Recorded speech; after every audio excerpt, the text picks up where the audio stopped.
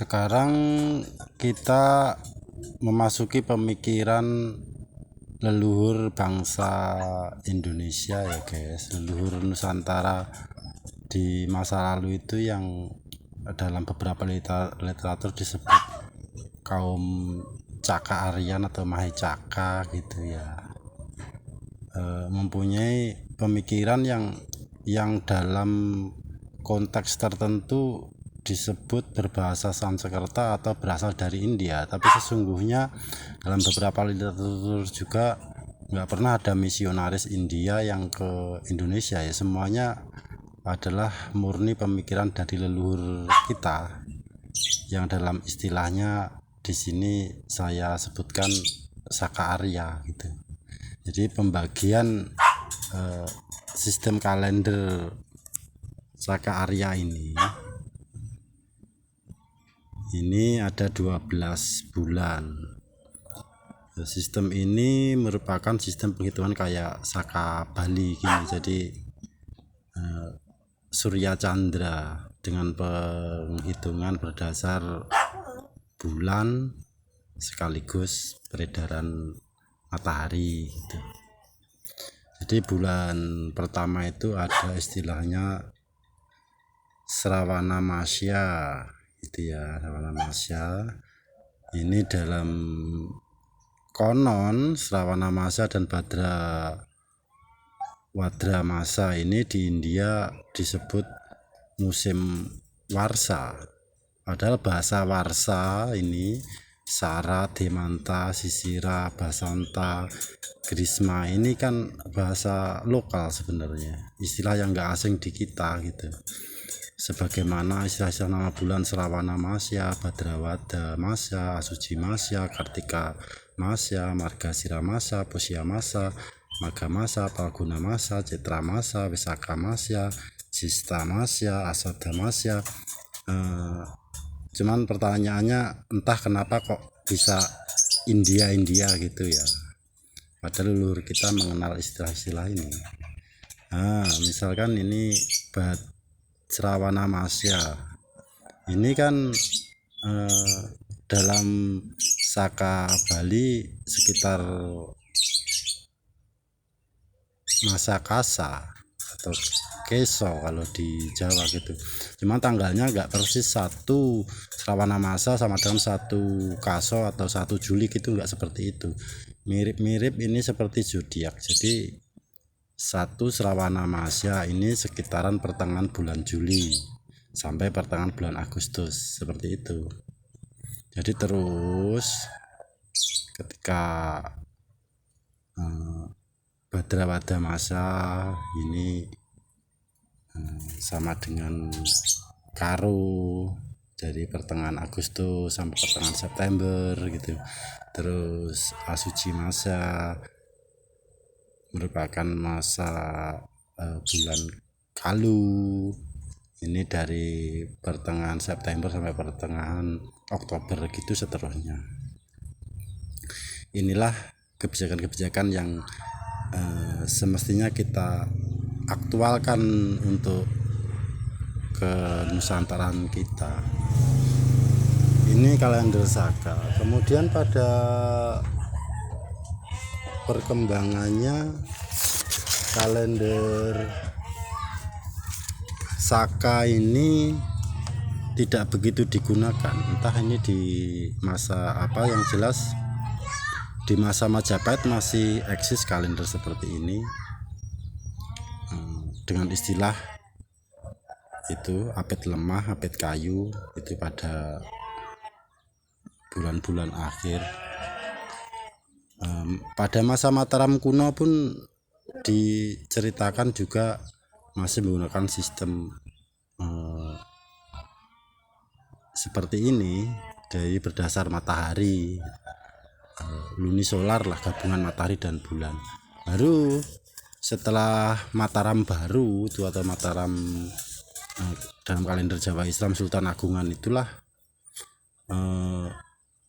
sistem kalender diubah oleh Sultan Agung berdasarkan peredaran bulan, di mana 1 tahun itu 354 hari 3/8 hari Ini maksudnya ada 8 tahun yang disebut windu itu. Dari 8 tahun ini ada 3 tahun kabisat, di mana penempatan kabisat pada bulan besar sebanyak 30 hari, kalau bukan kabisat 29 hari. Ya, seperti itu. Masa Sultan Agung ini diumumkan pada Jumuah Legi abad-abad 16 gitulah, 1633 atau berapa itu. Kemudian dalam kalender Mataram baru itu atau kalender Jawa Islam itu, nama bulan menjadi seperti tahun Hijriah, cuman bedanya tahun Hijriah itu 1 tahun itu 354 seper 11 hari gitu ya. Kabisatnya ada bulan-bulan dari Suro, Sapar, Mulut, ada Mulut, Madil Awal, Madil Akhir, Recep, Ruwah, Poso, Sawal, Selo, Besar gitu urut-urutannya.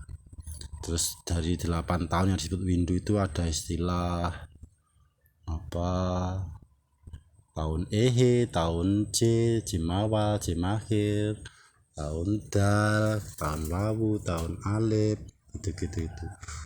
Terus pada masa Pakubuwono ke-7 itu orang-orang Jawa merasa kehilangan sistem penghitungan musim karena yang sebelumnya berdasar matahari terus berpindah ke bulan.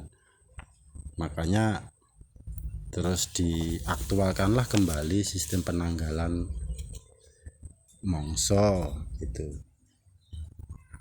Jadi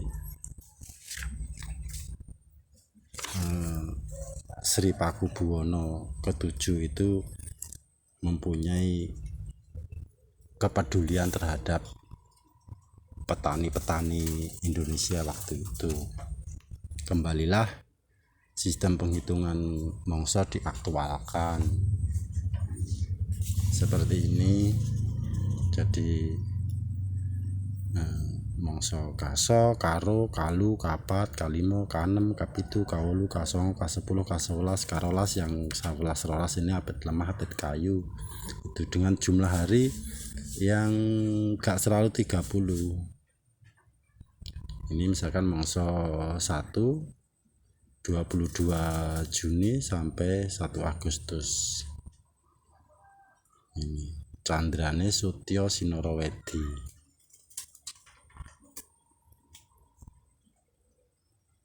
Dan ini efektif karena berdasarkan fenologi atau fenomena-fenomena